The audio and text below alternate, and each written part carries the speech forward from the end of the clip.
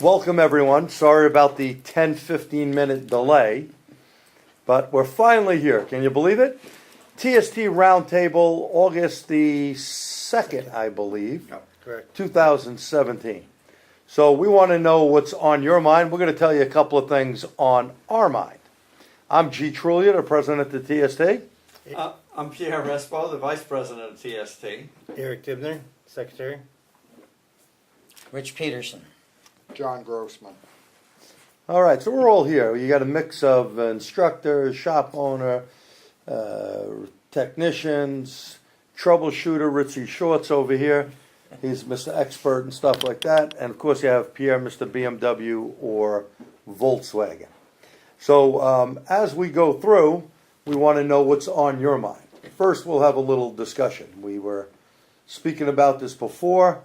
How many times a week do you actually use a scope to fix a car? Let's start with Pierre. It varies week to week because I do some mobile diag and stuff like that. But I'm going to say not so much times a week, but out of how many cars, and it's probably one out of, 12 or 15 cars, something like that. Cool. Eric? It depends, of course, what you're doing with the vehicle, but usually in the course of 3 to 4 times a week. Okay. Rich?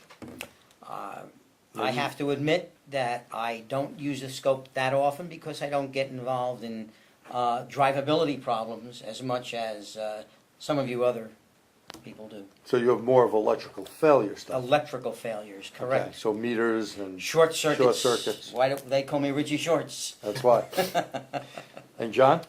I would say once a month for the big scope, but like we talked earlier, the scope on the rope, I use almost every day, and Yeah. it is a scope. For you guys not knowing what the scope on a rope is, for some people that view us all the time, the GTC 505, that is General Technologies Corporation out of Canada. That is the scope on a rope that we have on our YouTube channel and as well have mentioned many times. Actually, they won a TST award for that. It's really good. You don't need anything else but that. In our shop, we use the scope probably about 5 times a week. But I think the bigger thing that I want you to all kind of chime in on, do you really need a scope to fix a car? And John, we'll start with you. I don't think you need a scope to fix a car. There's plenty of guys that fix cars without scopes. If you can work your way through with the other equipment you have, no. Okay.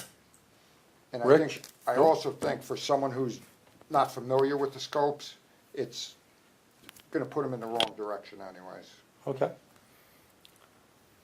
All right. In actuality, the using the scope on a vehicle for general electrical problems usually doesn't make sense. It's usually makes things a little bit difficult. All right. However, it's not that I don't use a scope. It depends on the problem with the car, Okay. and depending good. on the problem is whether you use a scope or not. Mr. Dib? I think seeing is believing. If you're questioning the signal and you're always in the back of your mind as a technician, am I seeing this right on a meter or am I looking at a waveform on a scope? I think looking at that scope pattern is definitely believing that you're doing the right, looking at the right circuit and how it's supposed to be functioning properly. Pierre? I use a scope quite a bit, and the reason why, and maybe in places where somebody like John's talking about wouldn't. The fact is, I want to do a current ramping. I don't just want a current number. I want to see the picture. I want to see the pattern. Same thing with voltage. If I'm looking at injectors or ignition primary, things like that, I want to see what that's doing. So I think you don't need a scope for a lot of problems, but I think there are enough problems where you can go way down the yellow brick road, get the wrong answer if you don't not only have a scope, but be pretty proficient at using it. I like to add in, I think if you get the discipline of using a scope on a regular basis, it becomes a lot more faster to use it. I think time is an issue for a lot of technicians. They don't pick up the scope for, say, because it takes a little more time to let's say, hook it up and to analyze a reading. So I think timing is a big thing for. I'd like to add too, that that's where I was going with, like you said, Pierre, proficiency. Yeah. If it's in the wrong hands, if you're not proficient at using it, it's gonna lead you down the wrong road if you don't know what you're looking at. Right. So in our shop, we do use it, in fact, on a car that we're working on right now, an 84 Porsche 944. You know, not a lot of scan data that you can get out of those things, if any. It's more, you got to do voltage drops and using a scope to check if you really have a signal. Scan tools are probably your first line of defense, at least in our shop. You know, after the questioning the customer, checking all the basics, including the battery, looking under the hood. We use a scope when it's a real problem car. We're not going to first pull a scope out to do something. It has to be something like current ramp and a fuel pump, maybe for P0171. Is the pump really giving us there? Injection pulse width, ignition coils, are they really putting out the right amperage? But it's not something I think that most techs use every day. So I'll say this, if you have any issues with network diagnostics, you can't do that without a scope. That's correct. You've got to have a scope for that. And we see companies like Snap-on, like Pico, Automotive Test Solutions. All these companies are in the scope market now because it really does help you fix the car. So now that we gave you some of that, what do you guys think about that? Because we're going to go on to a whole bunch of different subjects. And while you're typing that in, there were a few responses. Agreed about the scope with certain patterns was one answer from Randy. Tim said, yes, you can probably fix a car without a scope, but it sure reduces the amount of time Right. that you need to reach a diagnosis. And Tom just said agreed, but the fact is, yeah, there's a lot of guys using a scope, quite a bit. But, you know, I think you and Pierre, you and John, you have bad with names. You and John. That guy. Hit the nail on the head. Proficiency. If you don't use it and you only take it out in an emergency, you're going to run into big problems. Yeah. It's like not knowing in this room where the fire exit is. Well, believe me, my fat ass is going right out those doors right over there because I know how the hell to get out of here. Okay? And it's the same thing when you got a problem on a car. You better know what the voltage setting is, 100 volts per screen on an injector or 10 volts per division. It's like we were talking earlier, and I said, when I have the time, and I haven't used the scope in a while, because sometimes you just don't need it. If I have a slow week, I will put the scope on every single car that I work on, no matter what it is, for something. Excellent. All right, so if there's no other comments, let's move There were on a to couple. something else. Okay. There was one. Gerard said new technology with hybrids, and of course, what he's talking about is you need a scope for a lot of those That you systems. Yeah. do. Yep, agreed. Yep. Thomas Yeah. just said the rabbit hole, which going Yep. down there, and Randy said should be proficient with a scope. I want to add one thing on that. Eric and I get together periodically for what I call the Pierre and Eric comedy night at his shop, and we experiment with the equipment. We sometimes have, like that Honda last year, a Yeah. vehicle that was going to the junkyard anyway, and we, kind of torture the car because we know we don't have to return it to a customer. And The fun of it all. the fun of it all. Yeah. The That's point it. is, we're So you learning, we're honing those skills that we wouldn't necessarily hone on a busy workday. So maybe you want to try something like that. You got to pick one particular piece, like a mass airflow, and just do that for a Practice. a good week. Yeah. Just don't even concentrate on anything else but that one initial waveform, and then move on to another one, and then move on to another one, and that's when you become the guru. You just Yeah. keep doing that. And, if you look at this June 2017, Unraveling the DSO Mysteries.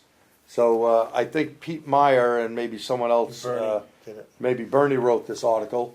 But there's a lot of stuff now that you didn't see for years with scope. So I think if you're not proficient, you need to practice as these guys do. I've been doing scope stuff for years, but it's not that hard. If you can use a meter, you can use a scope. Now let's move on to something different if there's no other comments. Well, there were two comments, and it was we do the same thing. Best way to learn. Good. It is a great way to learn. And Doing the it. guys up in Massachusetts are real big. I seen Rick O'Neill on there. So Rick, I know you guys always got together and good user group because that's what it takes. If you look at Thornton Manor and Xanders, those guys, the Chicago mob there, those dudes practice all the time and make case studies out of them that they use in their classes. So it's good to get together with your buddies to actually do these things. Yeah, it's good networking to get good known value or waveforms as well. You know, actually, that's another, there's more than that. It's good networking because now you also know who's got what strengths. So when you have a problem that is beating you to death, you know who to call. That's right. And networking, I mean, that's what we try to do for years with TST, is not only do you come to a seminar meeting to learn something off the instructor, but each and every attendee knows something the other guy doesn't know and can be very helpful to you when you're speaking to them. We all have our strengths, right? And we all have our Absolutely, weaknesses. absolutely. So if we all kind of work together, we could really help each other out. Now, changing it up, let's talk about parasitic draw and how you go about fixing it. We'll start with the master here, Richie Shorts. So a parasitic draw, your battery goes dead. What's your line of defense in trying to diagnose and fix this? What do you use for tools? And what's your game plan of how you attack that problem? All right, well, first, I make sure that there's a draw on the car, Okay? all right? It can be done with a amp clamp, or it can be done with a multimeter. Okay, but I have a question on the amp clamp. Most of the amp clamps that are out there are the either very big ones or the very small jaws that we use on fuel injectors and ignition coils and low current things. Correct. And that's going to be very accurate. I mean, some cars, you know, with 30 to 50 milliamp current draw, some Volvos are 15 milliamp current draw. The big amp clamp is not going to be able to have the great resolution for that. Well, there's all different amperage ratings on the amp clamps. You have to have the right one. Right. Well, the big ones don't. You know, like Right. here we use a good one Right. that goes down to 1 milliamp accuracy, 1 or 2. Right. And that's a Fluke I-30, which has a big enough draw. But most people don't want to spend $500 for an No, amp clamp. absolutely, absolutely. So if they don't have that, what do you do if you don't use an amp clamp? If you're not going to use an amp clamp, use a multimeter, all right, on the amperage scale on the multimeter. And I usually do not at first go down to milliamps. All right, I always use the 10 or 20 amp scale, whatever the meter is. All right, and I parallel the battery so that it is a non-interruptive test. Ah, you hit the nail on the head. So rather than letting relays cut loose because you just disconnected the cable off the battery, you're using your jumper pack Jumper pack in or parallel, or Absolutely. however you're doing it, That's correct. jumper cables, or people Or- use OBD2 connectors. Or we do connectors, or if they're using a memory saver. A memory saver. Just make sure if it's a memory saver that the fuse, you don't have an open circuit with the cigarette lighter. If it's an OBD2 port, same exact thing. Absolutely. And Absolutely. anything else you use on parasitic drawers? As far as testing for amperage draw, Mm-hmm. in actuality, that's really, you have to get an actual draw. Okay, so you- now you have the draw, but where the hay is the draw. That's a different story So now. how do we go there? The game All plan. right. What's Okay, what's the game tool? plan on that. All right. First of all, you have to go to the fuses, the fuse box. Okay. All right. And what I like to do is use, first of all, a test light just to determine what fuses have power and what fuses don't. Okay. Because if it has power, there can be a draw. If it doesn't have power, there's no sense testing across that fuse. Okay. All right. At this point, I use a multimeter set to the millivolt scale, and I take the two test leads and I put them across the fuse. Where you can, because some fuses you can't do that. Yeah, they Some have a plastic fuses are a little backing bit on. tough, but Yeah. most fuses you can get at. So you're doing a voltage drop test And on the two blades of the fuse. absolutely. Now, if you take the two tips of the multimeter and you put them together, the meter will go right to zero on the millivolt scale. Correct. All right. If you put them both on the positive side of the battery, they'll go to 0. If you put them both across a resistor, they'll go to 0. Because what the meter is looking for is a voltage differential across the two leads. A pressure leak. Voltage is Basically, pressure. Voltage is pressure. So- It's looking for voltage differential. So when you go on a fuse, only time you see a voltage drop is if you have a parasitic draw on that circuit. Or If there's a draw. current flowing Oh. through the fuse. Okay, All right, because remember, there cannot be any voltage drop without current flow. that's correct. So how about if you see numbers on your meter doing one of these, like they're all over the place? If they're all over the What's place. that mean? Usually, it's just a bad connection. It's not Ah. connected correctly. Now you hit the nail on the head, and you guys should really pay attention to this. That's called ghost voltage. Because even if you took your meter and we held it up in the air, and your leads are here, you're gonna see a whole bunch of numbers on it. Not connected to anything. Absolutely. You should either get no reading or a reading, and like Rich said, when you have parasitic draw, we have to see a reading, a solid reading. That means Absolutely. something is on, correct? That's correct. That's correct. And usually I would go to, if there was multiple fuses with readings, you usually start out with the highest reading. Very good. Right? All right, let's go with John. John, what do you use on parasitic draw? I use pretty much the same thing, same way Rich does it.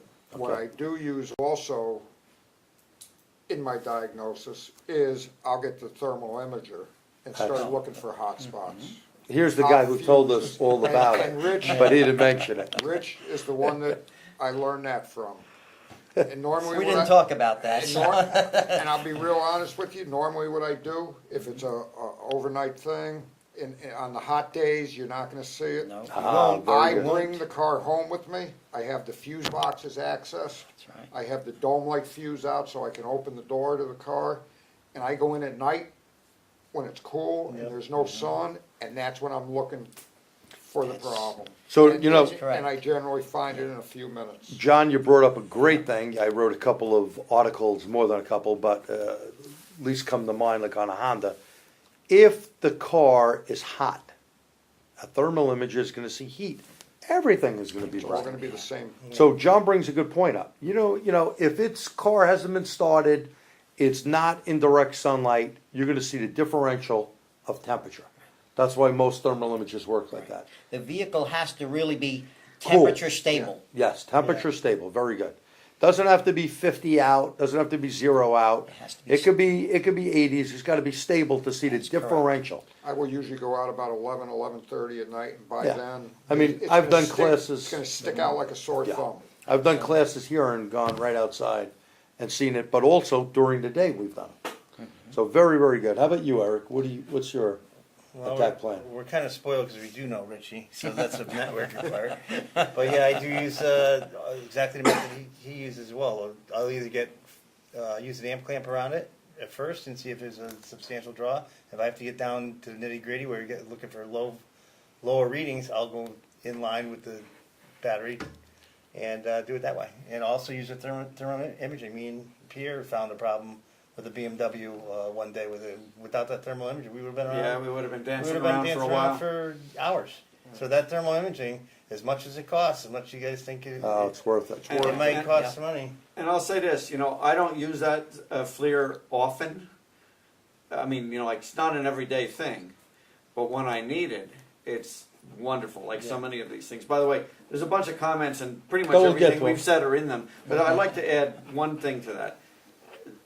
I'm looking for a draw, but before I do that, I want to make sure I don't have a global problem. So a lot of times, first thing I do is put a scan tool on it and see if I have network codes or low voltage codes or any of those wonderful things that tip me off to some other issue before I go into pretty And- much the same and that's- deal. That's a good point, because today on a GMC, a 2011 GMC, basically, the vehicle all of a sudden had a battery light on. Okay? Now, the battery was charged and everything is good, but the battery light's on. You know why? If the voltage dips too low, it comes on. And guess what? The only way to get rid of it is with a scan tool. It sets a code in the newer GMs. So you could think you have a problem. Oh, I got a bad alternator. No, you don't. It's really a code setting thing. What we use here in the shop, before Pierre reads your comments, is that I-30.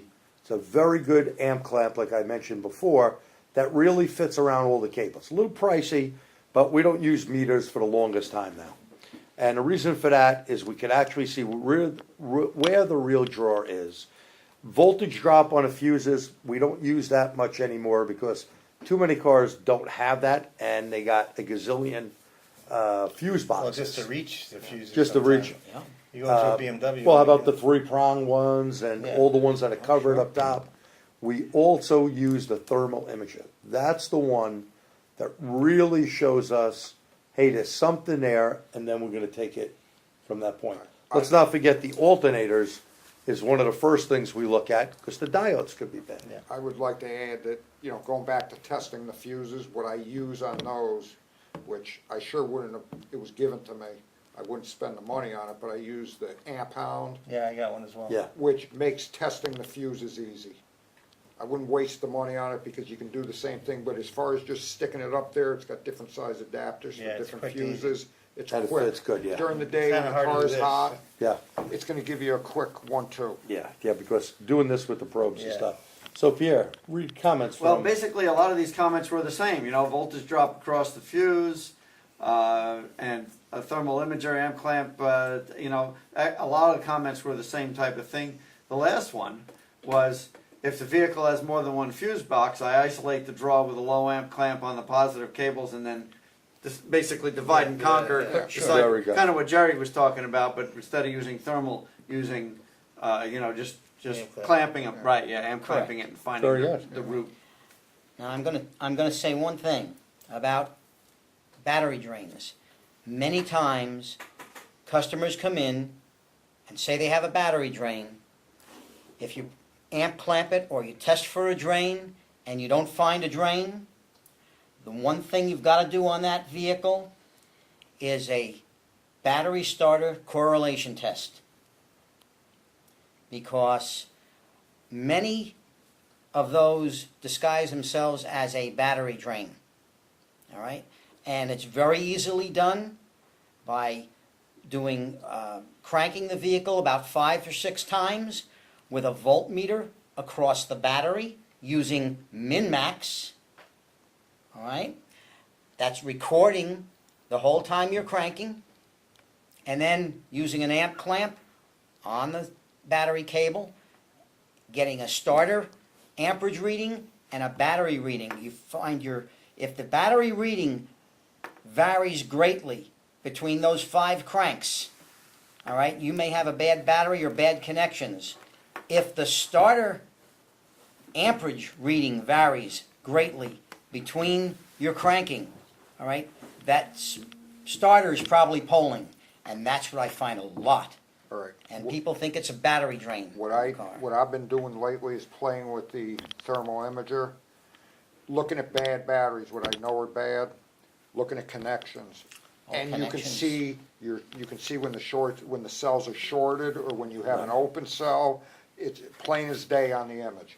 You can see it. You can see the bad connections. Definitely. You because know, they heat up more. Oh, yeah. They heat up more and the heat's concentrated. You Absolutely. can see, when people put the emergency battery terminals on, Mm-hmm. where it's hot here and it's cold everywhere else. Exactly. And, Exactly. And You it's know- it's doing the same thing that Rich is doing without numbers. right. You crank Now- the thing over Right. and look at what you have. Right. Now, you bring up batteries. Even when we recondition hybrid batteries, I use that, and even in my classes, I show you pictures of a hybrid battery, and you could see the cell that is no good. Yeah, well, you Sure. can see it in the regular batteries too. And just a common one for you guys out there that I'm sure you're aware of.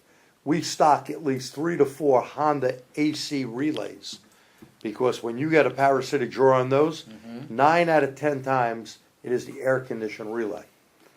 So Acura Honda vehicles, and the cause sometimes, if it keeps having a parasitic draw, you better check the amperage draw from the AC clutch, because if it's way too high, it's going to cook up another one of them. So we've done quite a few of them, and I believe on certain years there's actually, I don't know if it's a technical service bulletin, but it's at least some sort of a bulletin from Honda and Acura on that. So check that out. And now we're going to move on to scan tools, unless Pierre has. No, that's it. Those Okay. are comments. So, question I have for you guys. We're going to start with Pierre.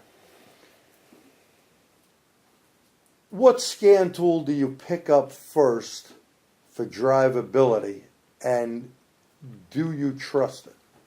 Drivability, not for everything else. No, just drivability first. I got to say, Bernie's a friend of mine, and I'm doing tech support for him. So there's that's there. But he Oh, only it's this paid asked, commercial. he only asked me to do that because I've been using the eScan since like the beginning, and that's the first thing I pick up for drivability, not for general scanning of vehicles because it's a OBD2 generic scan tool, but the ability to look at the fuel trim in all those blocks, or the ability to do a cat efficiency or a volumetric efficiency test easily, is why I go for that first. Okay. And how about if you had to scan the whole vehicle? That kind of depends on which vehicle it is. So if I'm just going general, everything out there, that Autel, what's that called? Maxi DOS, Maxi Sys? Maxi. 908. That one, because it does a lot of stuff really well and it's easy to access, it's fast. If I was going, specifically BMW, for example, No. because I do a lot of that. I probably still would pick up an AutoLogic, if I had one handy that day. Got to be around here. If it was VW, I guess Vagcom would probably be the one. So you start getting specific with different brands. If it's everything that rolls in the door, it's probably that Autel. It's an inexpensive tool that does a lot. Eric? Yeah, I would definitely go with Bernie's tool as well, firsthand. For volumetric efficiency, fuel trim, charting it out, you could do it within 5 minutes at most if you get proficient with it. And again, it comes down to time. So an OBD tool, bars down, that would be it. As far as specific, I would go to Autel. Autel's one of my favorites. It's fast. It's very easy to use. The graphing's incredible. I have others, Snap-on and all the rest, but it's time, billable hours to me. So as an owner and tech, and you got to fix a car, those are my two picks off the bat. Okay. Rich? Well, as you know, I don't do a lot of drivability problems. Okay. When I get a problem with a car, usually most shops will call me and say, look, I've got a drivability problem and I've narrowed it down to this circuit and I can't find the problem in this circuit, and that's when I come in. So I usually don't get involved With a scan. with the scan tool on it. Okay. And John? I'd have to say it depends on the car I'm working on. I don't do a lot of European, a little Volkswagen Audi, which I would use the Vagcom. I don't have Bernie's tool. My go-to everyday tool, that's the two tools that are out on the desk, is the Launch and the Autel. Okay. The Autel is going to be first. If I need to get more specific, I'll go where I have to go and do what I have to do.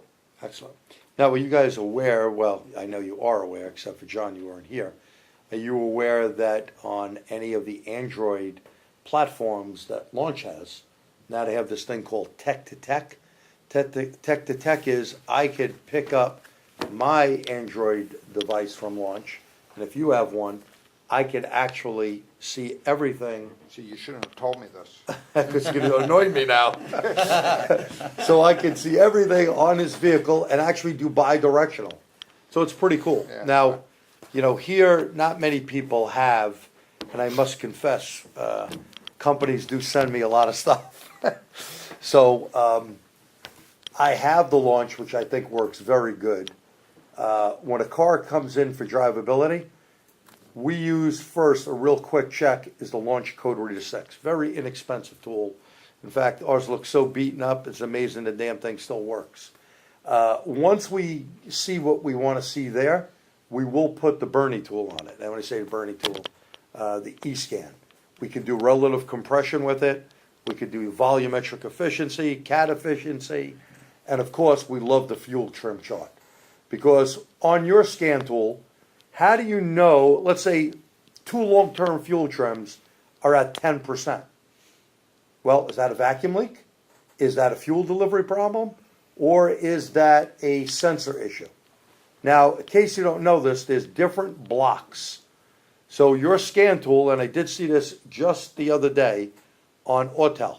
Autel gave me what block, I think it was in block 10, Yeah. that the fuel trim was high. Why is that important? Well, let's say it's high blocks, I'd say 10 and up is going to be a fuel delivery problem. If you have very low blocks, it's going to be, let's say, 0 to about 4. It's going to be a actual vacuum leak. And if it's somewhere in the middle, it's probably a sensor. But with Bernie's tool, you don't have to do any of that. You see this grid of block. He took it out of what I call the Automotive Bible, the Bosch Automotive Handbook. And any of you guys that do any FRC cars, freaking race cars, and you do fuel mapping, well, hey, you could change different blocks. And I think his tool is good for that. When we do the hot button now, since we do a lot of body shops, and we have almost all the factory scan tools, not all of them, but a lot of them, I'd say most.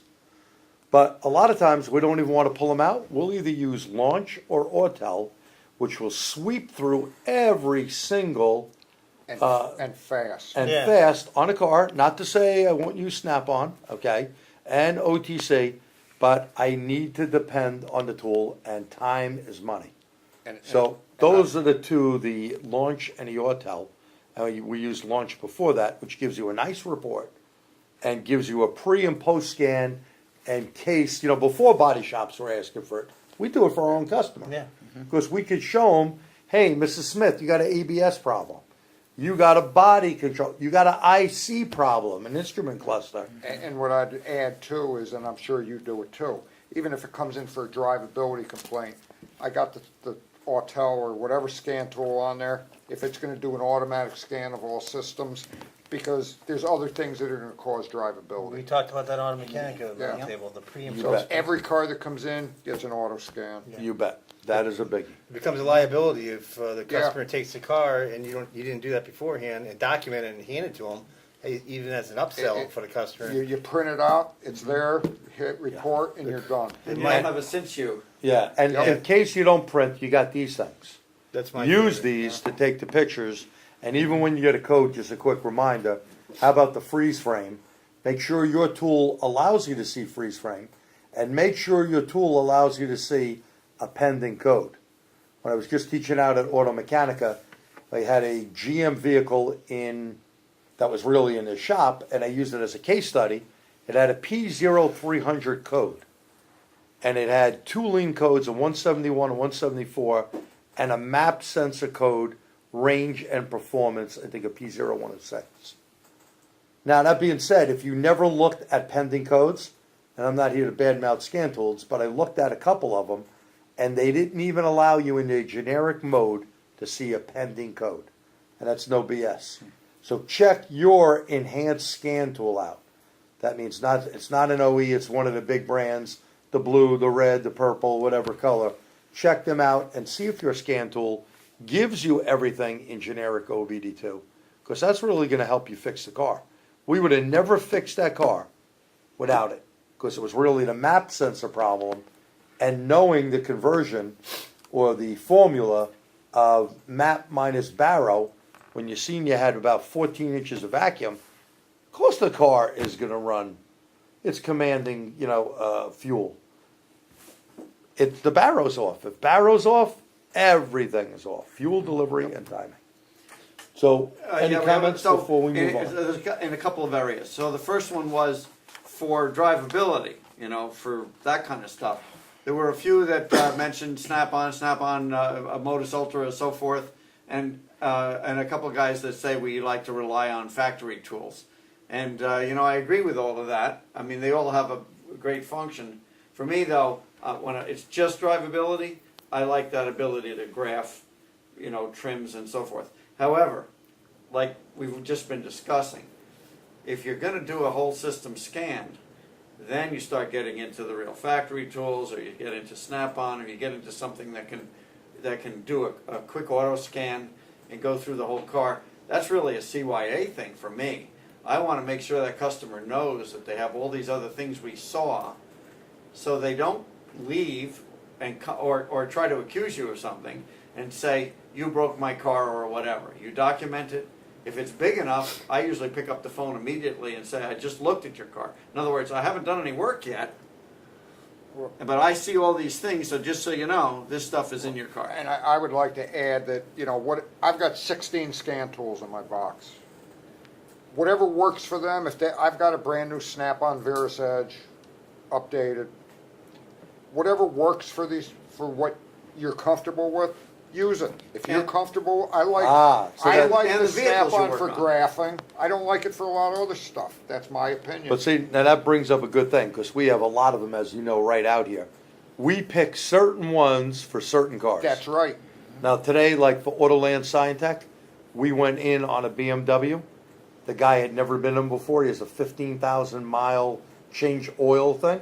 We went in and it didn't have iDrive, so you couldn't go in the dash and do it. We just went in the tool and went 5,000. Because the guy realizes after we spoke to the customer, you really should change your oil and filter in 5,000, not 15, where the thing is twisted and the oil is broken down, and you lead into problems. It boils down to Yeah. what you're used to, what you're Right. comfortable with, and what you trust, the information you That's trust. right. When I'm looking at any one scan tool, if the numbers just don't look right, guess what? 99% the scan tool's just interpreting them wrong. I'll grab another scan tool and put it on and see. But see, now that gets to part of the question I had.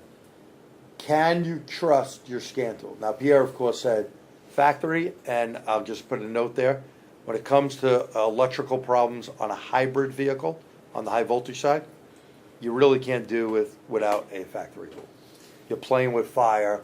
A little example I use with GM, any of their high voltage vehicles, even on my Volt, it does a whole check, and at the end it says the high voltage system on the Chevy Volt has successfully passed all the tests.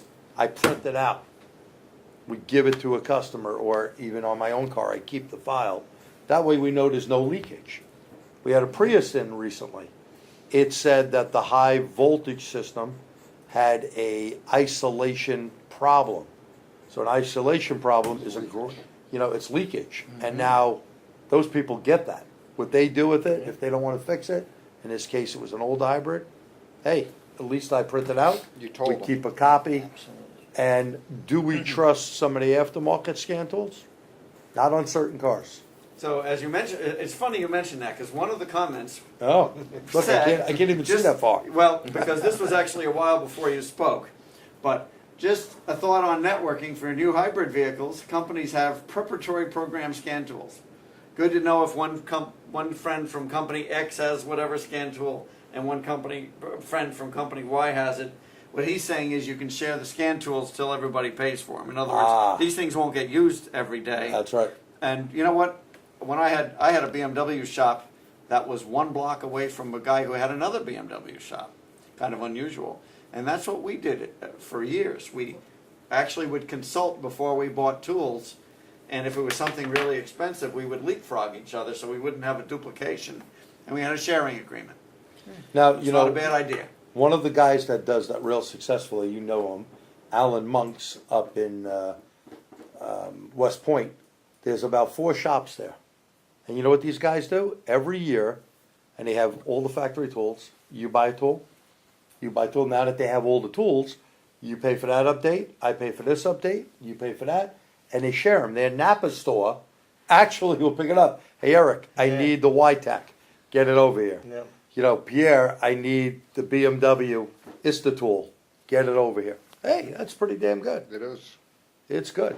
So, any other comments before we move on? Just somebody saying that they always not only do a code scan, but always check freeze frame. Yes, Yes. very Which we good. agree with. I actually put on my scan tool, check freeze frame, so I don't forget it. So, let's talk about another thing. How about parts? Do you trust the parts that you normally get to put in the car? Now, I know that sounds stupid, but one guy that's not here on our TST board, Bear, he was telling me when we were in Chicago, they are getting a rash of returns they don't deal with Whirlpack all that much because Whirlpack in their area has to be UPS to them. So they buy XYZ aftermarket, they don't have a Napa around, so they depend on these XYZ brands. And they're getting fuel pumps back, like I'm looking here, in case you're thinking what I'm doing, I'm just getting some ideas looking down. What do you do? What do you depend on? We deal with Napa. With that being said, I don't get very much from Napa. Okay. Any sensor, any electrical, any starter, any alternator that can possibly come from the dealer. We got some pretty good dealers around us. They stock more than Napa stocks anyways. At least I can tell the customer, I put a good part in your car. The best I could find, I put in your car. Okay. So you go mostly with dealer stuff? Mostly, and I'm finding even with brakes, more and more brakes, the price, the dealers are really getting competitive on fast-moving stuff. You don't have the problems. Like Bear was saying, crap is crap. We got AutoZone, Advanced Auto Parts, right across the street from our shop just about. I don't even want to know about it. The guy I worked for took over the shop a year ago. That's all they used was Advanced Auto Parts. We're still warranting stuff for people. Not that we have to, but to keep them happy, keep them as customers. We're still warranting parts from 1 and 2 years ago. We don't even argue about it, we just do it.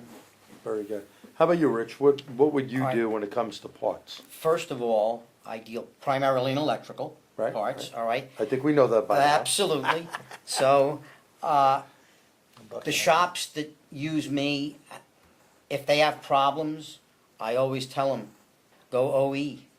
You know, because if, once they have a problem, and I've seen shops buy 3 or 4 parts from the same, and then try a different part store and still get problems, all right? Well, And there's I- only so many rebuilders, Yeah. and there's only so much Right. quality control. One other thing. Many times, the OE parts are actually less expensive Yeah. than the parts I was gonna say from that. the parts store. That's correct. And I've got into, with many reps from Napa and the L Parts Store, you know which one, Yeah. that tell me how great their sensors are, how great, you know, there's no problems. You put them in, you know, the check engine light just won't go off. That was the problem, it won't, or there's something with that car. And you go back to scopes, okay, I'm gonna look at this on the scope, and there it is. You get an OEM part, you got what you need, you put the, and then they'll say, well, it's the same company, Wells makes it. Wells makes all different quality products, depending on who they're selling it to. Okay. So it's still not OEM in my book. Okay. It may not be exactly to OE specs. Yes, which is not gonna make it work correctly. Well, I hate to tell you guys this. Buddy of mine worked for Wells. I was in Fond du Lac, Wisconsin. Wells does make stuff for Ford, Toyota, I know. The part they make, every part is made the exact same way. It just may be, something may have happened. Is Who that knows? one particular part? You never know. But there's not, no, this is, they have, if you bought a part for, let's say, an ignition coil for a particular GM, now they don't make every product line. So they may be the Right. OES supplier Because for I've coils. been, I was at, you know, a Napa Wells seminar Yeah. within the last few years, and even the guy from Wells said, listen, AutoZone parts that we make for them are spec different than this one, or spec different from this one. So, who are you gonna believe? At the factory, you can believe what I seen. Okay. Okay, they came off the line and the only difference was, there's a Wells part right there. And if you look at it, the same piece that's in there would be in a GM box, that's a But I GM think cylinder. part of it comes down to too is Napa may be saying that, or whatever parts store you're dealing with, this is an OEM branded part, but when in fact it may have the OEM name, but it was still made in China. Oh, that's another Yes, thing, but- counterfeits. Counterfeit. Right, counterfeits. But here's the other deal.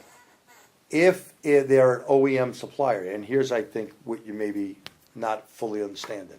There's OES, original equipment Yes, supplier, for that- this. That I know. For this. OEM Bosch could make wiper blades for the car, but they didn't make the spark make plugs, that. Right. like on a BMW, where they're gonna use an NGK. I do Right, understand right. that. My whole So point that's the is, difference. if you go to the dealer to start with and avoid You the probably don't have crap, problems. you got a lot All less right, problems. John, let's move on to Eric. Eric, I would say for me it comes down to what's your name worth, because you're buying some of this Reebok's named or such and such supplier that's not OEM, or even OEM you got to worry about because they might have a problem with the particular coils per se, and other aftermarket companies are making it better. They're making it. They're fixing the problem, and you're buying it. You got to know what you're buying. You got to research. You got to do your due diligence to find out what's going on with that particular car and what they're doing for the part to fix it if there's a problem with it.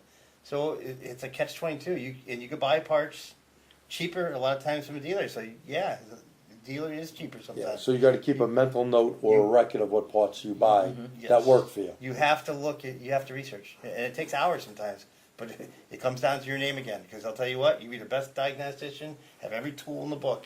If that part fails, it's your You did it. Your it's reputation. your reputation. I don't care what part it is. Okay, Yeah. let's move on, let's try to keep the answers a little short to Yeah. everyone. I agree with that. Of Not course, that you alone. having had a BMW shop, I relied heavily on BMW parts. If it was anything that could bite me, I bought it from the dealer. That said, my motto was BMW quality or better. So as Eric was saying, if I know of a situation where there's an aftermarket supplier that improved it, then I would do that. Okay, comments? There are a whole boatload of comments, and probably too many to list, but I got everything from, OE brakes on a few of them actually. Some parts, the aftermarket will not be the same or pass what a factory part does. One guy said a 50-50 split, I do, half and half, whatever. A lot of this has to Depends do on with the year of the car and And- where you're at. and your Yeah. market and Yeah. and what kind of customers, who you've got. Yep, And so, one was same junk, different prices between the stores. I like that. There's a whole bunch of them, So, and OE and Worldpac with one, OE is the way to go and so forth. So, you know what? We all have an opinion, but a lot of it's based on kind of where we're at, both demographically and geographically. okay. I'll just, real quick, we use a lot of dealer stuff, Whirlpack stuff, a lot of Napa stuff. We found that some things, just real quick, the brand new ones that a lot of these parts stores sell of brand new alternator, most of them are not the same configuration. They break down a lot. We've been really fortunate with Napa. We have done starters and alternators with them, and we haven't had one comeback. We did buy some remanufactured OE style from Bosch units that we did have some problems with, and those we would only get off the dealer. Especially on BMWs, and I think you've seen the same issue. I will not use a reman Bosch, whether it be from Whirlpack or someone else, because I've had comebacks on them. So you gotta have to know what part to pick. Napa, the OE, I forgot what they call those pads, the OEAs or whatever the hell they call them, the top of the line pad. Those things are so damn good. They warranty them for 2 years. We get their premium rotors and stuff. If there's a problem, we get no squeak noise, no nothing, and we use on foreign cars, Texter, Akibona, Zimmerman. Okay, we'll use OE stuff on certain cars, but for the majority, I stock a lot of their brakes, and I have to say, knock wood, those things are great. Customers like them, no fade. I tried them on my own cars to see pedal difference. We've had other brands that were really lousy, top names, real garbage. Hey, you want to stop at 2 feet or 10? Exactly, and that was the difference. This one parts store gave me all new rotors, new pads, everything, and we have a little test then. The stopping distance was unbelievable. The pedal felt like crap, and I showed them, hey, my car used to stop there. I had all the old stuff, threw it back on, just to show the sales rep, and said, no, I'm not buying your brake parts. So it depends. Now let's move on to training. We were just out of Driving around to different places as well, so we lose our work.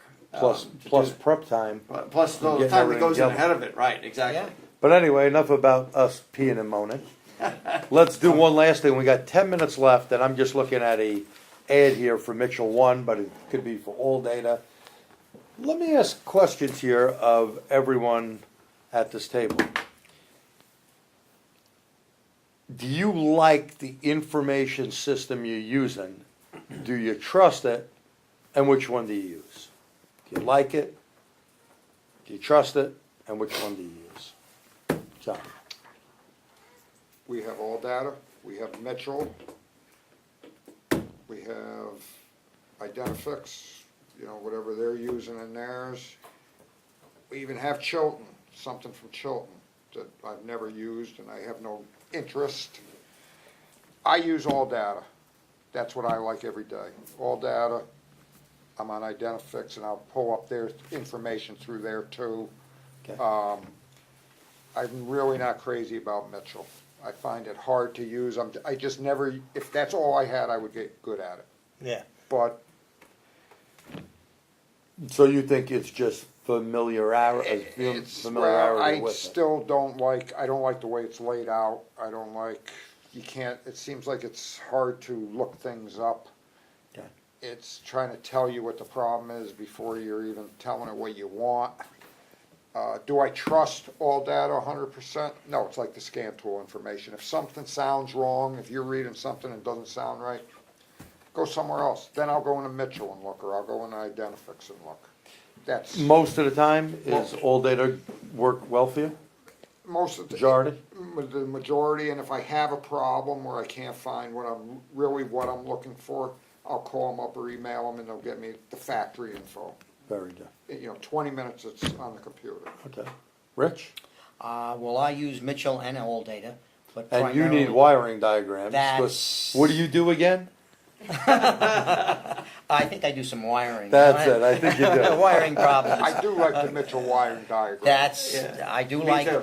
just I the agree. opposite, from you, all right, I like the Mitchell wiring diagrams more than I like, the all data, all right, however, I do go back and forth, all right? Okay. Because sometimes, one may not, or have it, and the other one will. However, I find discrepancies in both of them. And usually if there's a discrepancy in one, It's in the other. it's in the other. Because they drew it from that one. Yeah, but it might be in the factory info too. It's a That's possibility. why. That's a possibility. And it could be in the factory Fa- information. Remind me when it's my turn, I'll tell you about the factory info. Okay? But, that's what I do. I look primarily at wiring diagrams. As far as component locations and things like that, either one, ground locations, splice locations, again, either one, I go back and forth between them both. And, but the diagrams themselves, I actually like the Mitchell. Very good. Right. Okay. Eric? I use all data. I've been using it from started working on cars when they had it out for Pro anyway. I think, from what I understand, it is factory information, just reprinted on all data. And as far as diagrams, I use Bosch diagrams, which are Mitchell. I use Identifix now. I used to have Mitchell, but I think Mitchell, you get used to one database, you proficient at using it. Just like your Scancel. What Scancel are you going to use? That's the one you're familiar with. Help what you're familiar with. Mitchell looks like they have a lot of other things that all that it doesn't have. They have a help like SureTrack, for instance. I think they have on Yeah. there. So they have different avenues to look at, but it comes down to time. So you get used to one database, you're pretty much going to stick with it, and that's how I feel about it. I use pretty much all of them in different locations because I'm in one place in Brookfield. We have all data there. I go to a shop and at a couple of other shops, and I don't bring my own. I use their MotorLogic or their Mitchell or all data, whatever it is. I also prefer Mitchell for wiring diagrams, though I'll say this: the MotorLogic is very good. It's easier to search. Yes. It's quicker to find stuff with the Hyperlinks. MotorLogic. Hyperlinks. Yeah, it's very well linked and searchable, and it's more accurate with those searches. So I'll say that about that. And they have Valley Forge wiring diagrams that are the same as Mitchell. Yeah, exactly. They're exact and they're same. excellent. And Oh, so gosh. Again, it comes down to familiarity. Because I use all, and in the case of BMW, I'll go back to the factory. So if you go on the website, you have the real factory diagrams, and if you're using like a DrewTech, you have the real factory tool. You don't have to, you don't have to worry about it, interfacing that way, and they marry the two together. So when I'm doing something like that, I'm following a test plan. It's going to come up with not the whole diagram, but the part you have to test, what the values are, and all of that. Much quicker for those. Okay. Well, we use all of them. We have All Data, which one of my favorite for system description. Mitchell, got to tell you if you want to look up something quick, tire talk or whatever, because we talk every wheel. That is the easiest thing to find it on. And oil specs, the little things. It is laid out different. I used to have the old one, the old Mitchell on demand. No longer do I have access to that. I only have the new Mitchell 1. I like certain things in that, and I like certain things, same with All Data. I like the older All Data better than the new one. Not that the information's not there, it's because I'm not as familiar with it. That makes the difference, but I think that's good. Motologic, what I like about them is I could email them and they get back to me the fastest. I will have whatever I am missing within a half hour, if not sooner. Most of the time, 20 minutes, so I like that. Identifix we use as the first thing to look at. Identifix, I think a shop without Identifix is being a little foolish because it's worth every penny to see what the problem may be. You still got to check, you test, not guess. But at least puts you in the right ballpark. You don't want to be in Fenway, not for nothing. You'd rather be at Yankee Stadium if that's where you're at. But that being said, we use it and then, really hone in on it. Now, let me tell you something about factory information. I was on a Volkswagen, and it happened to be the TPMS stuff, just real quick. There's an article you can read coming up in Motor Age magazine. Make a long story short, even the factory information right off the Otis scan tool was absolutely wrong, and Eric is right, the exact same wrongness, letter for letter, was in All Data. Yeah, I will find that with Chrysler, when there's a mistake, they all have it, and it comes right from Chrysler. Yeah, Yeah. it's all good. And by the way, So- so point about that, especially when you're doing things like wiring diagrams, always verify that the colors on that plug or whatever, the wire colors are the same, the pin numbers are the same. If they're not right, then, stop. They're all But look, and figure out what it is that you've yeah, got to look, find. just before we started this, that 84 Porsche, Absolutely. what those colors, how far off were they? That were way Right, off. completely. Rich Whatever is was- telling me, no, you're not looking. I go, this has been 14 We were and on 15. the right pin, but the wire was The wire colors were All you absolutely need to know wrong. is brown and Yeah, Like, the like- last Porsche I That's worked it. on, every Roll it. wire and every connector was brown. So Yeah. The bottom line is, those are the kind of things that challenge us every day. You have to be careful with that kind of stuff. That's basic stuff. Sometimes you have to go back, like we did with that car, and actually disconnected the plug from the computer and And make sure check that we it were out. on the right Check. wire before we did anything, foolish. Exactly. Another good source also is Google. I'm telling you, you can find a Yeah. lot of Google and and YouTube. you diagrams, Yeah. you name it. It's Yeah. out of the box. You look it out of the box. I found sometimes some Toyota stuff. I'm not sure how people got it on Google. Yeah. I'm talking factory information that they just stuck there. Right. Now, whether it was released by Toyota, who knows? By the way, so one comment here, which I love. I'm sitting in my office staring at 30 years of Mitchell books. They made, Yes, I have them too. They made good insulation on the exterior wall. There you go. I think we all have I that. think that's They're my good. They're favorite good quote. books. Yeah. Just in case. Hey, it came in handy on that 65 Riviera. I pulled those old books out. Speaking of 65 cars, I just had a Chevelle in all data answered or gave me a diagram within a half hour. And the time before that was a 70 Lincoln. I was like, are you kidding me? Yeah, I have their old DVDs. You could buy that. They're called vintage. Yeah. And these I aren't both I ones, think I Mitchell have and a all set that. of They're good. the and old these aren't data ones you can't read. These are Yeah, they're good ones. And Was the sometimes old the days. information is unavailable. I'm working on an Alpina from the 80s that was never imported to this country, and there is, that's a good challenge for me. you can forget about technical You information. just got to You go on figure the it German. out. You got to go on the German internet. No, it's not made by BMW. It has an Alpina serial number. You better call them. Totally. Yeah, any comments? Motor Logic. Well, you need more than one supplier, and Mitchell Sure Track, pretty much useless to me, was one comment. But, there's a variety of comments here. The bottom line is, I think everybody gets used to, again, what you're used to, what you are proficient in, What works for you? what works for you, and a lot of that has to do with what kind of cars you're working on and what kind of work you're doing on those cars. I don't think anybody likes change. No. Well, that's it. know. We're creatures of habit. That's Yeah. right. And that being said, so it is now the end of our little round table. It's been a long time since we did one. We want you to tune in. We're going to do a live European scan tool shootout.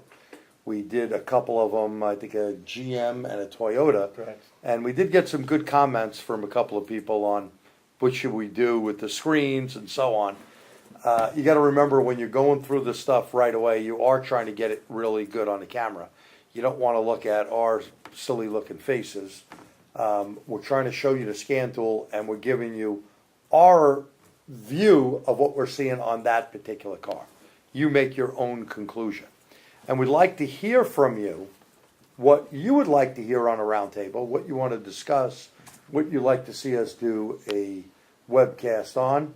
How is the quality of your picture? How is the quality of your sound? Let us know. And without you, we wouldn't be doing this. So for TST, I'm G. Trulia. And I'm Pierre Espo. Eric, Rich Peterson. John Grossman. Have a good night. Thank you very much. thank you. Yep, thanks. Big training event. And how many of you guys out there were at the big Auto Mechanica Motor Age training out in Chicago? I know Rick And O'Neill. what did you think about it if you were there? Yeah, if you could type that in. Well, Rich, you taught there. John, you weren't there, so we'll have to pass you, unfortunately, on this one.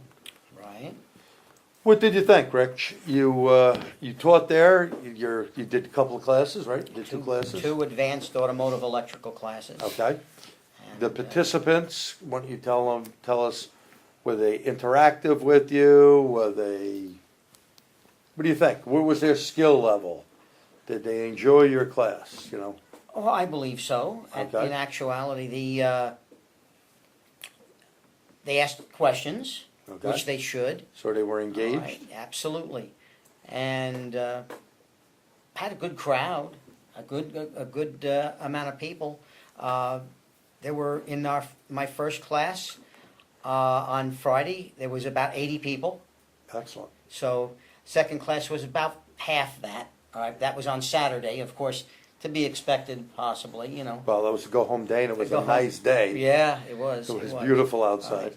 But I had people in the class coming up to me both before and after the class, all right, and telling me or asking me questions about certain vehicles that they've had problems with, and they were very enthused and they were very informed.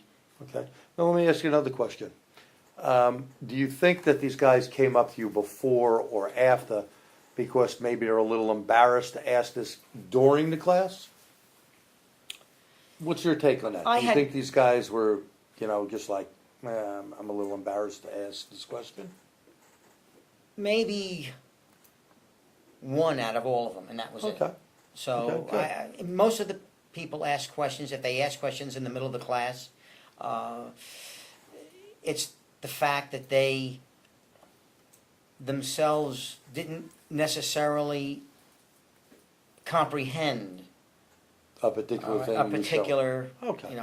And of Very course good. I explained it, when I explained it, especially certain things where people were saying, oh, now I understand why this happens, or I can't get a reading or something like this. And it was very, very, to me, I really enjoyed the class, doing the class, and they were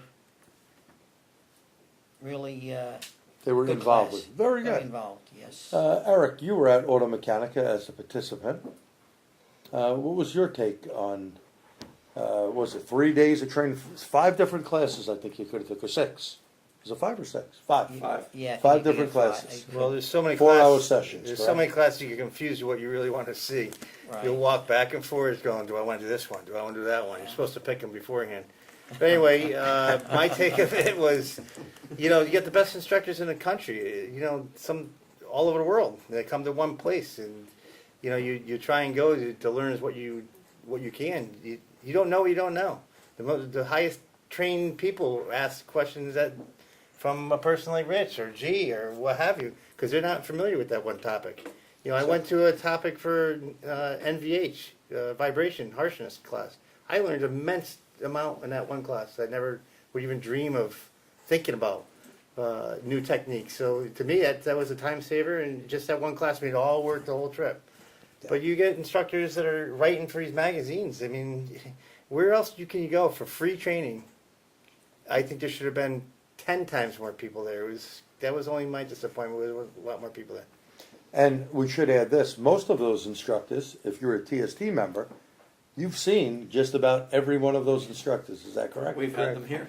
We've had them out to our TST seminars, so, yeah, it was good. You had people like Thornton, like Manna, everyone down to Brendan or Brendan Stickler, right? Stickler? No, Eric Ziegler? No, Brendan. Brandon, Steckler. Oh, Stickler, okay. And, as a new instructor, because my poor buddy's wife wasn't feeling good, Jim Morton, he filled in Brian, and Brendan. I always get his name wrong. Lucky I know him. You get our names wrong. I get everyone's. I get my own. That's why I have one letter. It's easy. Amazing that he did a very good job for someone who is His first new time. and doing someone else's material. Yeah. So that's pretty tough. cool. That's tough. And of course, all the top names, were out there doing these classes. I did 5 classes, so I'm going to really agree with Eric on that vibration. I only popped in there. I popped in a diesel class. I spent about maybe 30 minutes in about 4 or 5 different classes just to see, how the instructor was, and I thought it was really good. For free, if you guys didn't come out to Auto Mechanica, you really should have. To add in classes, like we had engineers from Mercedes, and right In the front of noise, me. vibration, and harshness class. And Lexus engineer was there taking these classes. Where are you going to go to a place and get engineers going to an event like this to learn on their own, to enhance their career and work for the dealership? And one of the guys asked me, we paid for our guys to go there, meals, everything, flew them out there, hotel, the whole 9 yards. And someone asked, well, how come you don't bring your guys to Vision? I said, not for nothing, Vision's great training. It has all the top instructors as well. The problem is, if you took these amount of classes that were offered, 5 free classes, and I had to pay their travel and everything else, now I got to add another $600 onto that. That's a lot of money, each person. So that's why I told them, normally I wouldn't send my guys there. It's because of that amount of money. And especially since all those instructors come out to TST as well that teach for Vision. So you got to pick your poison. I really do think, Motor Age and Auto Mechanica did a great thing in providing the training for no cost. It's similar like to our big event where we do it for very little cost. We used to get $300 and something, but thanks to sponsors, they got sponsors at Auto Mechanica, very big sponsors. They could do it free. We do it for $75, or this coming year on March the 18th. We're going to have a free tablet for you guys, an Android tablet for $100. Oh, March 17th, excuse me. Thank you. March 17th, St. Patrick's Day. Yes, you'll be all happy and giddy, but you'll get a free tablet, hot breakfast, hot lunch. Yeah, I know it's a little commercial, but hey, you're going to get a whole bunch of good information in one day. You should check that out as well. Pierre? Well, I agree. I liked the training. Now, I went for places or subjects that I was weak in. So I took a couple of varied diesel classes because I'm weak in diesels, being a BMW guy that's now part of the BMW landscape. I mean, you also own a diesel. And I also own a No, couple. you better know them. Oh, hold it. Wasn't that big scam? Right. No, different brand. Pierre, Don't worry, they're looking at the there's BMW. something you don't know? Yeah. Oh yeah, there's a lot of those. You know, and I went for subjects that I wanted to update on. You know, I did the YF update with Peter Cole, who by the way is on tonight, because I just wanted to be up to date on that. And we had him here, but guess what? When he's here, I'm in the back signing people in or whatever. I don't necessarily get to see that. And Peter does a good And job he does on a that. great job on it, right? I wanted to know what that was all about. And by the way, you know, to know about 1234 YF, I mean, Peter is the guy. Remember when he came out here years ago when the refrigerant was brand new? And you guys always wait the last minute. I say you guys, you know, our The industry. industry. Now you got to buy this machine. You got to have all this, you know, $700 a pound. You got to do a leak check. We'll be doing a webcast with 1234 YF soon, but you really need to get more involved in the beginning. And the guys at Neutronics have been super, super helpful. Peter Cole heads the automotive division, and of course, my buddy Gary, who owns the company, Gary Halpin, him and his brother, they do a really good job, and they're helpful to the industry. The Mobile Air Conditioning Society, yes, Peter, I mentioned that in the same word as you. You know, very, very helpful with putting information out for tech. So if you don't get that, you know, if you were at a big event last year, that long-winded buddy of mine, Peter Cole, went on and gave some unbelievable information to all the people there that, you know, this YF, there's a lot of things you really need to know. So, good job, and it was good to see him out at Auto Mechanica as well. Now, on comments about this whole the whole thing about Auto Mechanica, there were so many I probably can't read them all. But the bottom line is they came in a few categories. One was, you know, great, I was there and I enjoyed it.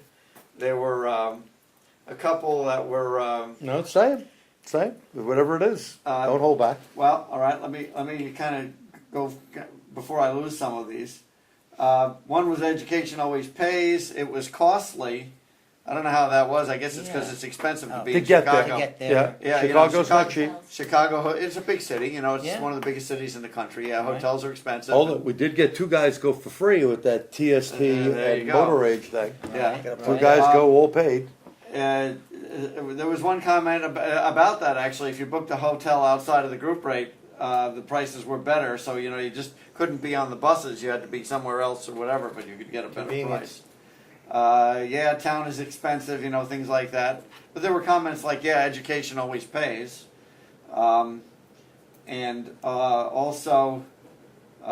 Actually, there were a couple of guys who said they had echoes and reverbs. I don't know how that happened because Right now? Is yeah, that just old? well, it was a little while ago.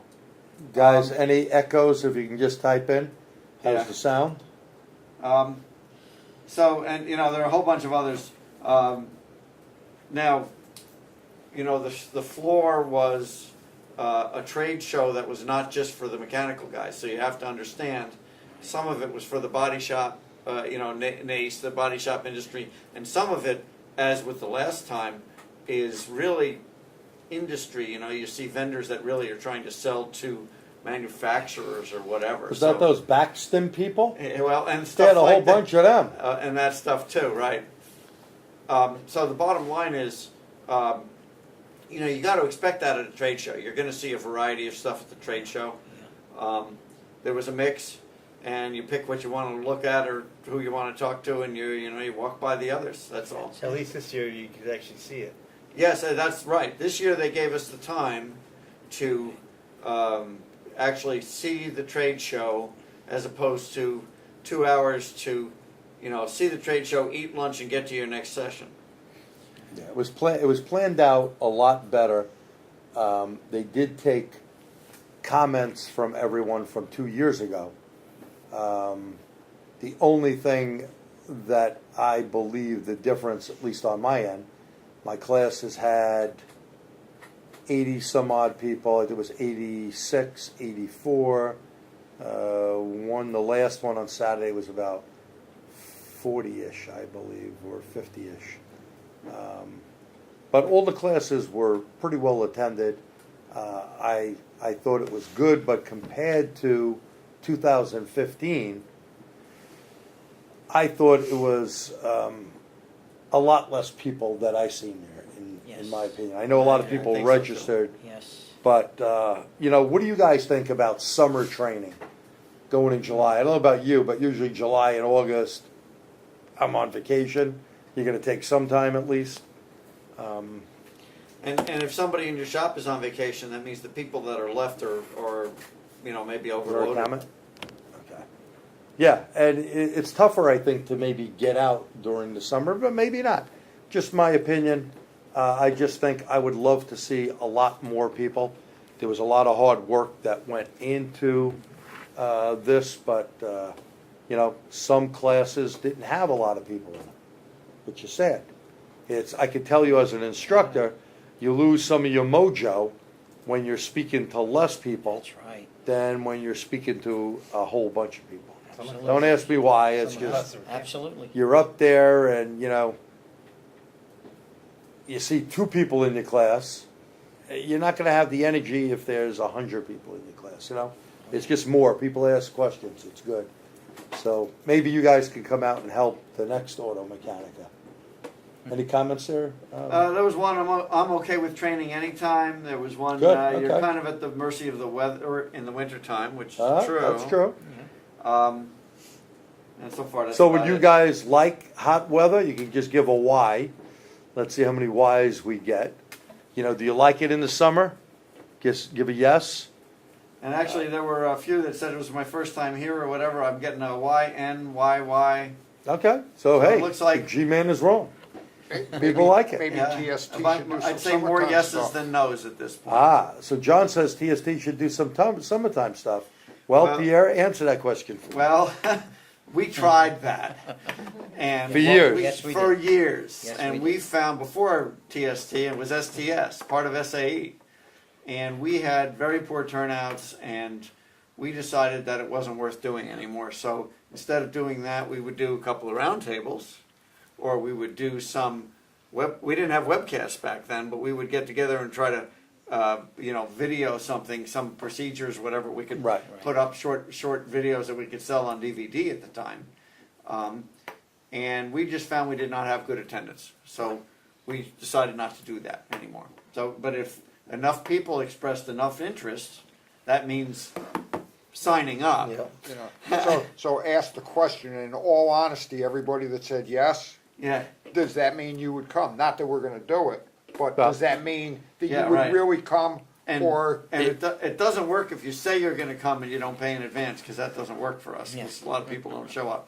It has to be, a number of people signed up in advance to make it worthwhile, especially when we're paying for an instructor to fly halfway across the country and a hotel for that person, and paying them. and we got to pay them. And Jerry and I spend a good part of 4 days of that week driving doing around to stuff. different places as well. So we lose our work. Plus to plus do- prep time. plus all the getting time that everything goes in together. ahead of it. Right, exactly. Yeah. But anyway, enough about us peeing and moaning. Let's do one last thing. We got 10 minutes left, and I'm just looking at a ad here for Mitchell 1, but it could be for all data. Let me ask questions here of everyone at this table. Do you like the information system you're using? Do you trust it? And which one do you use? Do you like it? Do you trust it? And which one do you use? John? we have all data, we have Mitchell, we have Identifix, whatever they're using in theirs. We even have Chilton, something from Chilton that I've never used and I have no interest. I use all data. That's what I like every day. All data. I'm on Identifix and I'll pull up their information through there too. Okay. I'm really not crazy about Mitchell. I find it hard to use. I just never, if that's all I had, I would get good at it. Yeah. But So you think it's just familiarity I with it? still don't like, I don't like the way it's laid out. I don't like, it seems like it's hard to look things up. Okay. It's trying to tell you what the problem is before you're even telling it what you want. Do I trust all data 100%? No, it's like the scan tool information. If something sounds wrong, if you're reading something and it doesn't sound right, go somewhere else. Then I'll go into Mitchell and look, or I'll go into Identifix and look. That's Most of the time, is all data work well for you? most of the Majority? the majority. And if I have a problem where I can't find what I'm looking for, I'll call them up or email them, and they'll get me the factory info. Very good. 20 minutes, it's on the computer. Okay. Rich? Well, I use Mitchell and all data, but And you primarily- need wiring diagrams. 'Cause That's- What do you do again? I think I do some wiring. That's it, I think you do. Wiring problems. I do like the Mitchell wiring diagram. That's, Yeah. I do Me like, too. just I the agree. opposite, from you, all right, I like the Mitchell wiring diagrams more than I like, the all data, all right, however, I do go back and forth, all right? Okay. Because sometimes, one may not, or have it, and the other one will. However, I find discrepancies in both of them. And usually if there's a discrepancy in one, It's in the other. it's in the other. Because they drew it from that one. Yeah, but it might be in the factory info too. It's a That's possibility. why. That's a possibility. And it could be in the factory That- information. Remind me when it's my turn, I'll tell you about the factory info. Okay, but, that's what I do. I look primarily at wiring diagrams. As far as component locations and things like that, either one, ground locations, splice locations, again, either one. I go back and forth between them both. And, but the diagrams themselves, I actually like the Mitchell. Very good. Okay. Eric? I use all data. I've been using it from started working on cars when they had it out for Pro anyway. I think, from what I understand, it is factory information, just reprinted on all data. And as far as diagrams I use Bosch diagrams, which are Mitchell. I use Identifix now. I used to have Mitchell, but I think Mitchell, you get used to one database, you proficient at using it. Just like your scan tool. What scan tool are you going to use? That's the one you're familiar with. Help what you're familiar with. Mitchell looks like they have a lot of other things that all that it doesn't have. They have a help like SureTrack, for instance. I think they have on there. Yeah. So they have different avenues to look at, but it comes down to time. So you get used to one database, you're pretty much going to stick with it, and that's how I feel about it. I use pretty much all of them in different locations because I'm in one place in Brookfield. We have all data there. I go to a shop and at a couple of other shops, and I don't bring my own. I use their Motor Logic or their Mitchell or all data, whatever it is. I also prefer Mitchell for wiring diagrams, though I'll say this. The Motor Logic is very good. It's easier to search. Yes. It's quicker to find stuff with the Motor Logic. Hyperlinks. Yeah, it's very well linked and searchable, and it's more accurate with those searches. So I'll say that about that. And they have Valley Forge wiring diagrams that are the same as Mitchell. Yeah, exactly. They're exact and they're same. excellent. And Valley so, again, it comes down to familiarity.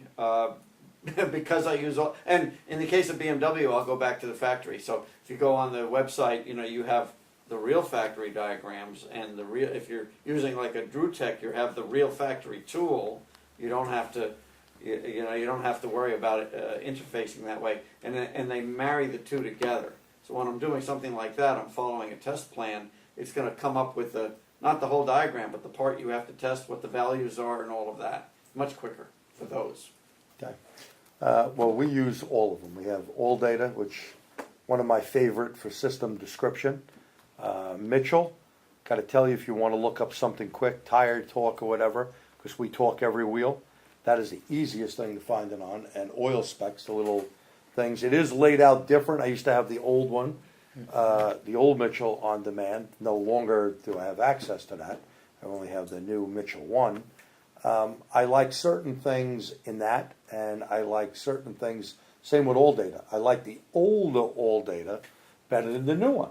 Not that the information's not there, it's because I'm not as familiar with it. That makes the difference, but I think that's good. Motologic, what I like about them is I could email them and they get back to me the fastest. I will have whatever I am missing within a half hour, if not sooner. Most of the time, 20 minutes, so I like that. Identifix we use as the first thing to look at. Identifix, I think a shop without Identifix is being a little foolish because it's worth every penny to see what the problem may be. You still got to check, you test, not guess, but at least puts you in the right ballpark.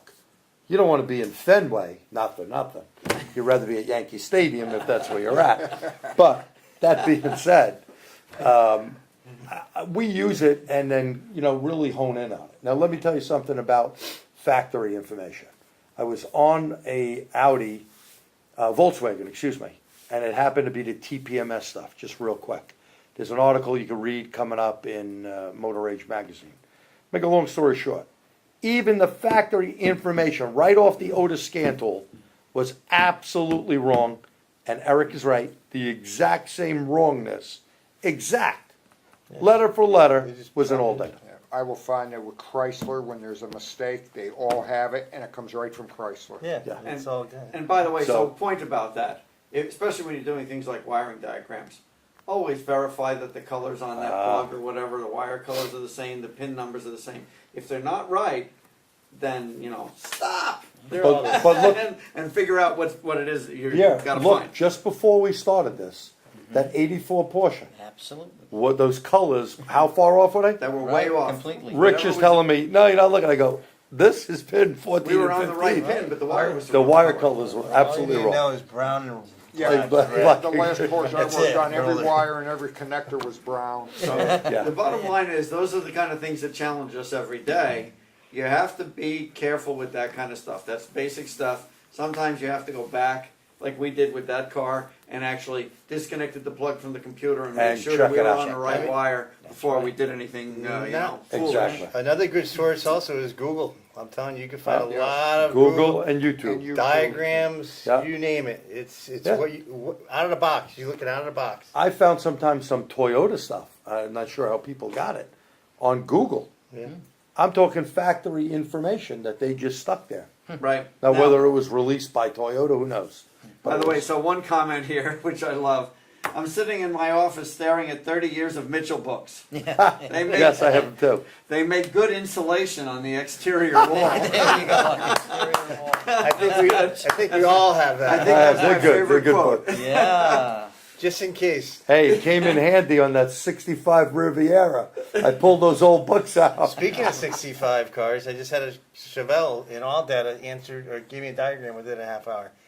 And the time before that was a 70 Lincoln. I was like, are you kidding me? Yeah, I have their old DVDs. You can buy that. They call vintage. And these I aren't both one, I think Mitchell I have and a all set that. of They're good. the and old these aren't data ones you ones. can't read. These are Yeah, they're good ones. And It was the sometimes old the days. information Yeah. is unavailable. I'm working on an Alpina from the 80s that was never imported to this country, and there is, that's a good challenge for me. yeah, there is, you can forget about technical You information. just got to gotta go on figure the it German. out. You got to go on the German internet. No, it's not made by BMW. It has an Alpina serial number. You better call them. Totally. Yeah, any comments? Motologic. Well, you need more than one supplier, and Mitchell SureTrack, pretty much useless to me, was one comment. But there's a variety of comments here. The bottom line is, I think everybody gets used to, again, what you're used to, what you are proficient in, What works for you? what works for you, and a lot of that has to do with what kind of cars you're working on and what kind of work you're doing on those Yep. cars. I don't think anybody likes change. No. I Well, don't that's know. it. We're creatures of habit. That's Yeah. right. And that being said, so it is now the end of our little roundtable. It's been a long time since we did one. We want you to tune in. We're going to do a live European scan tool shootout. We did a couple of them, I think a GM and a Toyota. Correct. And we did get some good comments from a couple of people on what should we do with the screens and so on. You got to remember when you're going through the stuff right away, you are trying to get it really good on the camera. You don't want to look at our silly looking faces. We're trying to show you the scan tool and we're giving you our view of what we're seeing on that particular car. You make your own conclusion. And we'd like to hear from you what you would like to hear on a roundtable, what you want to discuss, what you'd like to see us do a webcast on. How is the quality of your picture? How is the quality of your sound? Let us know, and without you, we wouldn't be doing this. So for TST, I'm G. Trulia. And I'm Gare Espo. Eric, Rich Peterson. John Grossman. Have a good night. Thank you very much. thank you. Yep, thanks.